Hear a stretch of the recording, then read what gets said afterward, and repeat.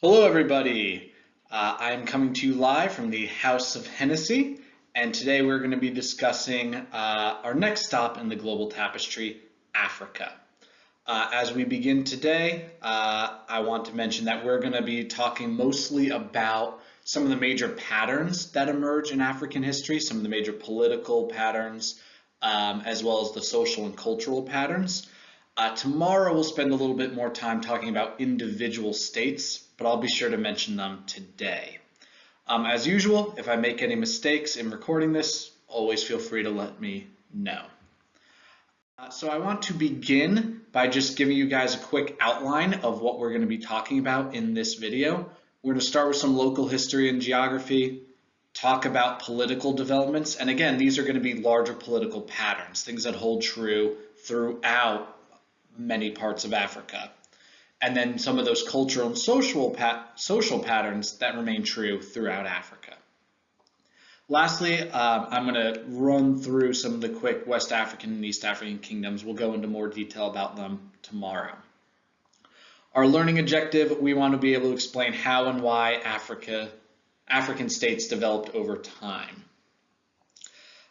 So for this learning objective for your project, the early political developments and the Eastern and Western African kingdoms are probably going to be the most important, but cultural and social developments do play a major role as well, so don't just skip over that. So let us begin.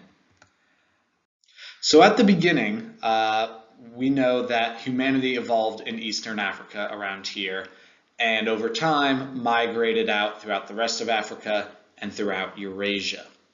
Well, in the recorded history, the first big civilization that emerges in Africa are the Egyptians, who kind of dominate along the Nile River. But due to their location being so close to the Middle East, the Egyptians were more frequently in communication and therefore influenced by this kind of Mediterranean region, more so than the rest of Africa. And that kind of pattern holds true. Throughout most of Africa's early history,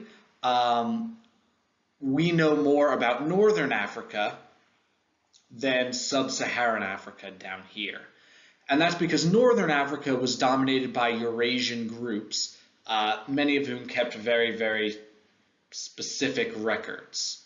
So after the Egyptians, then the Classical Age, 600 BC to like 300 BC, it's the Persian Empire that dominates Northern Africa. After the Persian Empire collapses, a couple hundred years later, we have the Islamic caliphates that come in and they dominate Northern Africa. All right. Eastern Africa starts to develop as well. We know Ethiopia emerged as one of the earliest Christian kingdoms, very shortly after the founding of Christianity in the 1 to 100 CE and onward phase. So we see, a lot of the earliest cultures developing in Northern Africa, Eastern Africa. Why do we not necessarily know more about the people and cultures that developed elsewhere? A couple reasons. One, those people that came in from the north and east didn't spread that far because of environmental barriers, such as the Sahara Desert. And then as for the societies that emerged in sub-Saharan Africa, down here, most of those were oral societies. They did not have a written language, and so less has survived to this day. And so that's why when we're talking about early African history, we tend to focus more on Northern Africa rather than Southern Africa. But today I'm going to try and incorporate more of that Southern Sub-Saharan African culture. And here again, you see those physical barriers. So one of the foundations for the political structures of Sub-Saharan Africa are the Bantu migrations, which we read about last night. And so the Bantu migrations take place over hundreds and hundreds and hundreds of years. So it's not a quick process, and ends up establishing the political and cultural basis for many, many, many kingdoms, many, many peoples in sub-Saharan Africa. How does that happen? Well, the Bantu originate in an area around modern-day Nigeria, and we still don't know the reason why they began to migrate. Some people hypothesize it was due to climate change. Some say warfare, some say overpopulation. But for whatever reason, the Bantu left their homeland and began spreading throughout the rest of sub-Saharan Africa. As the Bantu spread, they were able to overtake the hunter-gatherers that lived in these areas. Why were the Bantu able to overtake the hunter-gatherers? They had two main advantages. The first is that the Bantu were agriculturalists. They grew, they harvested, they farmed, while most of the hunter-gatherers hunted and gathered. Why does that make a difference? We remember from the worst mistake in human history that hunter-gatherers were often stronger, right, than agriculturalists. But the advantage that the Bantu had was in numbers. Thanks to agriculturalism, the Bantu population was much, much, much larger than the hunter-gatherers. And so the Bantu were able to overwhelm the hunter-gatherers in numbers. All right, my bad, I did not mean to shift the screen, but I'm not allowed to go backwards, so I'm still going to be talking about the Bantu. The second advantage that the Bantu had was that they had developed iron weapons, which were much, much, much stronger and more durable than the wood and stone weapons that hunter-gatherers used. So thanks to those two advantages, the Bantu people were able to spread throughout southern Africa, and with them they brought three influences. Right? The first influence was agriculturalism. Right? As the Bantu spread, as they settled down, they brought with them agriculturalism and spread it to local peoples as well. Not everyone adapted it. There are still hunter-gatherers today in sub-Saharan Africa. But over time, most people become agriculturalists. Second thing the Bantu spread is iron-making technology. The third thing that spreads is language. The Bantu language spreads throughout sub-Saharan Africa and today is considered to be the root of many, many languages that exist in the southern portion of Africa. The Bantu kind of are the root language, much like the Indo-Europeans are the root language of Hindi and English and Spanish and all of those. So over time, the Bantu are able to establish firstly small chiefdoms that may look like this, as you see here, that will eventually grow into small kingdoms. Now, these small chiefdoms, these small kingdoms, are going to be more about controlling population than about borders, right? You guys can see in this image here that there's not necessarily set borders to this city, right? There's not really set borders to this area. It's more about how many people do we have under control? How many cattle do we control? That is what signified power in these early African kingdoms. Not the amount of territory you controlled, but the population, your human population, your cattle population. So that's kind of how the goal of a lot of these early political units. And they are going to, at first, form out of need for protection, right? If more tribes band together, then they are less likely to be bothered by other kingdoms or bandits or some other threats. So these small kingdoms will form and they'll be grouped around kinship, right? They'll be organized by families.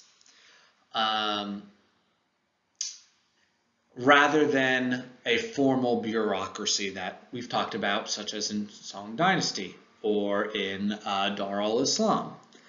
And so because they were grouped by these small families, it usually limited the growth of these states.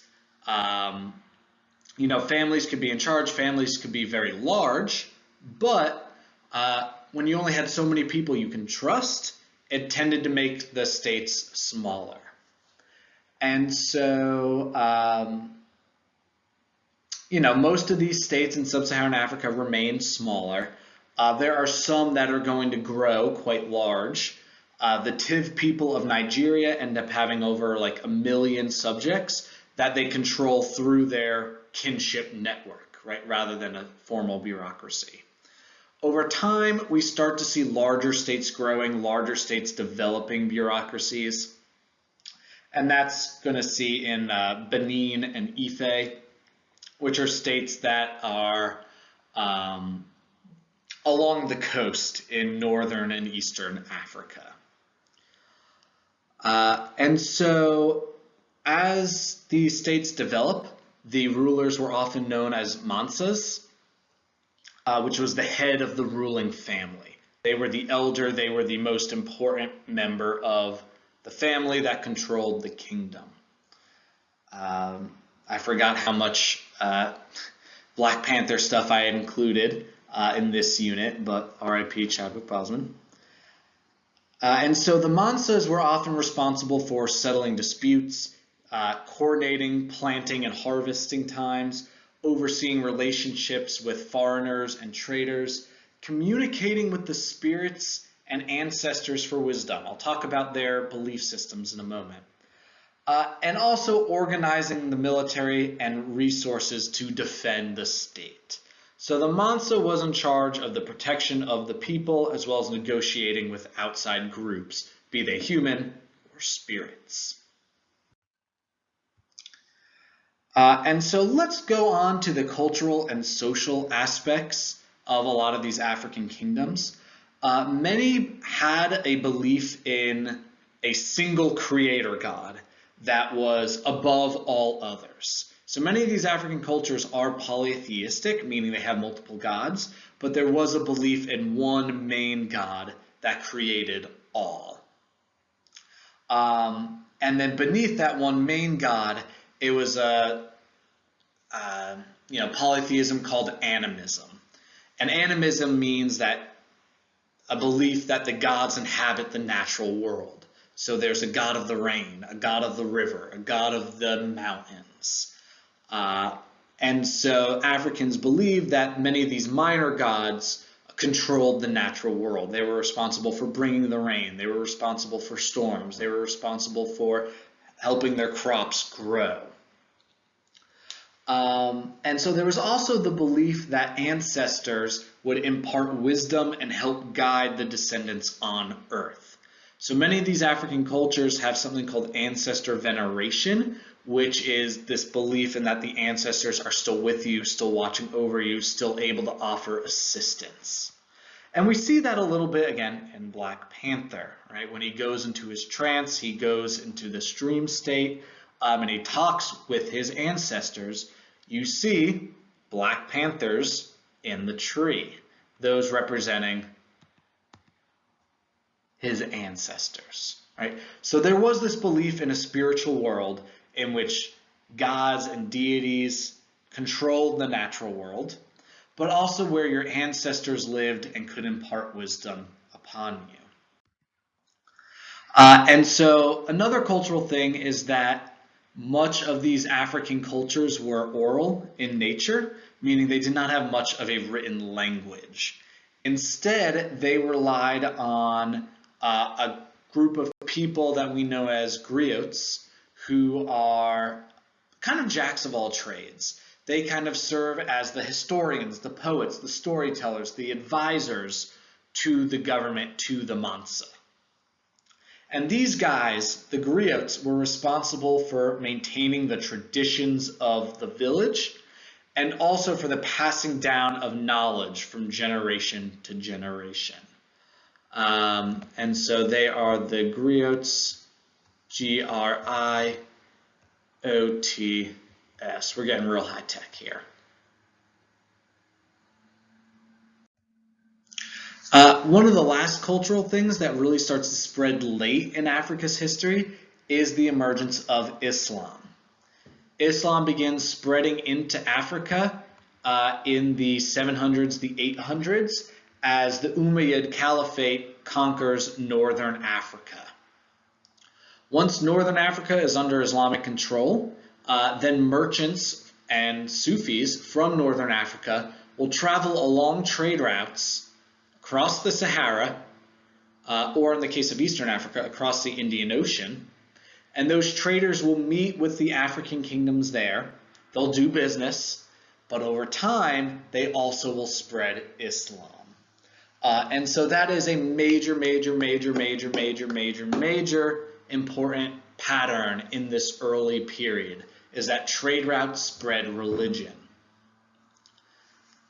And so African merchants, African rulers are going to convert to Islam for a number of reasons. And it's not that big of a jump, remember. In a lot of traditional African religions, they had that belief in the one main creator God. So it wasn't that big of a jump to believe in Allah, one God overall. And so these African merchants and rulers are going to convert for a number of reasons. One, they want better access to Muslim goods and resources. So it was a lot easier to bring traders in if they could say, hey, we're Muslim, you're Muslim, come on down. So a lot of them converted for that reason. Some of them wanted to make alliances with faraway Islamic kingdoms, right? They wanted to make an alliance with the Umayyad and later Abbasid Caliphate so that they could count on powerful allies to support them. Others were intrigued by the tenets of Islam. They liked what they heard about the religion and actually wanted to convert and become a part of it. But another major pattern we're going to see in world history is that trade spreads religion, but as it spreads to new places, it's going to mix a little bit with local traditions. And so this is what we call syncretism, right? When two beliefs kind of come together and mix, right? That's syncretism.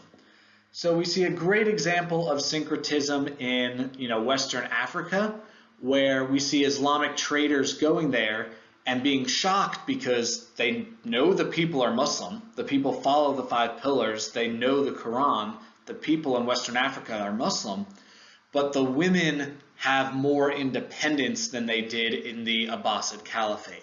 The women don't veil themselves. And so that's a traditional African, social aspect that doesn't change when Islam comes. Another example of syncretism is when Islam spreads to the eastern coast of Africa. The Arabic language is going to mix with the Bantu language, again syncretism, and will create a new language known as Swahili. So we see some effects of the spread of Islam there. Lastly, some of the other major social, cultural aspects is that, due to the emphasis on controlling populations rather than controlling land, there often was not private property in these African kingdoms. Property was instead owned essentially by the entirety of the kingdom, and the heads of the family, the heads of the kingdom, would distribute land communally. So they would go to a tribe, they would go to a community and say, all of this is yours, work this land, provide for yourselves. And so what this meant was that the government, the government, or in case of tribes, the elder family member, were able to use the land as they saw best, right? They were able to ensure that everyone was able to work the land and everyone was able to receive benefit from the farming that occurred. Because again, they want to support a large population rather than own a bunch of land. And so in this system, women tended to have more opportunities than they did elsewhere. Many of the women were seen, it was still a patriarchal society, so men were still considered to be higher up, but not as much as other societies. Women had many opportunities. Women were often, particularly elder women, were considered to be sources of extreme wisdom. And sometimes, actually more frequently in Africa than anywhere else in Afro-Eurasia, we see female rulers controlling a family, controlling a state. So women generally had more opportunities than they did elsewhere. And even after Islam came, many women retained those freedoms.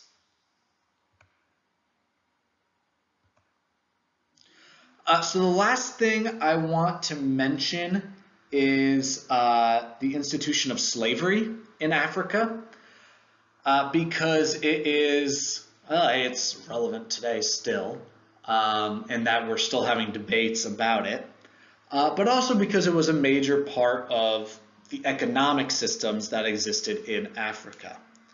So slavery in Africa was very similar to slavery in other parts of the world during this time. Slavery exists pretty much everywhere in early parts of history.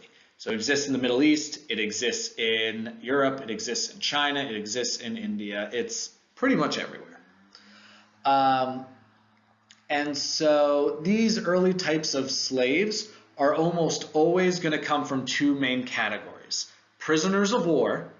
So my tribe fought your tribe, my tribe won, and so I take your soldiers as prisoners, I will sell them as slaves. The other main source were debtors, people that took on debts that they couldn't pay off. And so in order to pay it off, they would sometimes have to sell themselves and their families into slavery. Now again, I do want to point out that this type of slavery is very different from the Atlantic Southern slavery that we usually associate with. In these types of slaveries, it was more traditional, and the slaves were still viewed as human beings. They were often mistreated. They were still the lowest on the social hierarchy, but they were still viewed as humans and often could buy, purchase, or win their freedom back. It was not a hereditary thing. It was not a possessive type thing that it will later become. And so the slave trade is so important in these African kingdoms because, again, they view the population as the source of power. So slaves were viewed as a source of wealth. The more slaves you had, the more people you had, the more powerful you were. And so, slavery was viewed as a source of wealth. So there was a lot of slaves being traded within African kingdoms, but there was also a high demand for slaves in the Islamic kingdoms as well. Now, in Islam, if you converted to the religion, you were not allowed to be a slave. But there was still a demand for slave soldiers. There was still a demand for slave house workers. And so many of the Islamic kingdoms, the Islamic caliphates, would purchase those slaves from non-Islamic African kingdoms. And so this is going to often lead to slave raiding, in which some African kingdoms will raid others to take prisoners of war in order to then sell on these trade routes. So we're going to talk more about the history of slavery a little bit later on. But again, I really want to emphasize that slavery in Africa was not necessarily dehumanizing. Slaves were still viewed as people. They had opportunities to win their freedom back or purchase their freedom back. They were still slaves. They were still at the bottom of the social hierarchy. But it is different than the slavery that will occur in the United States and the New World in the 14, 15, 16, 1700s. All right. Lastly, I want to talk really quickly about the Western and Eastern African kingdoms. We're going to start with Western African kingdoms. The main thing that we need to know about Western African kingdoms is that they grew powerful thanks to the trade routes. So we're going to talk more about these trade routes in Unit 2. But what we see here is what we call the trans-Saharan trade. Trans-Saharan meaning across the Sahara. And so these Western African kingdoms, first the Ghana Empire and then later the Mali Empire, will take over the kind of crossroads of these trade routes here. Timbuktu, Gao, Gen, right, those main cities. And from those cities, they are going to control the trade. They are going to be able to take a tax on all the trade that occurs. And they're going to become super powerful because of all the wealth that passes through their domain. So in Western Africa, the Ghana Empire and then later the Ghana Empire and later the Mali Empire become powerful thanks to the trans-Saharan trade. There's Ghana. And here's the leader of the Mali Empire, one of the leaders of the Mali Empire, Mansa Musa, who is believed to be possibly the richest man to ever live. And don't worry about that. We'll talk about it later. All right, in Eastern Africa, there's a couple big kingdoms. One I may have already mentioned is Ethiopia. Ethiopia is known for being the first Christian kingdom in Africa and one of the first Christian kingdoms in the world. They convert to Christianity very early on in their history. And the other thing I want to mention about Eastern African kingdoms is, like West Africa, they become powerful and they become wealthy due to trade. So this trade route is the Indian Ocean trade. And you can see that there's a bunch of city-states in Eastern Africa that take part in this trade. So this becomes known as the Swahili Coast, and the Swahili Coast will become very rich, very powerful. It's not one empire, rather each state is like its own kingdom. Mogadishu is its own kingdom, Mombasa is its own kingdom, Zanzibar is its own kingdom. But each of those states, each of those cities becomes very wealthy due to this trade. And again, thanks to that trade, they also develop Islamic and Arabic culture. The last state I want to mention is Great Zimbabwe. Great Zimbabwe was in the interior of southern Africa, but they too were impacted highly by the Indian Ocean trade. The people of Great Zimbabwe often traded natural resources, slaves, and other goods to the Swahili Coast, which the Swahili Coast then traded, then sold to the Islamic Caliphates, to India, to China. So Great Zimbabwe also made a lot of money by providing those goods. All right, and that is all for African traditions and kingdoms. We're going to talk a little bit more about it tomorrow. As always, let me know if you guys have any questions. Have a great day.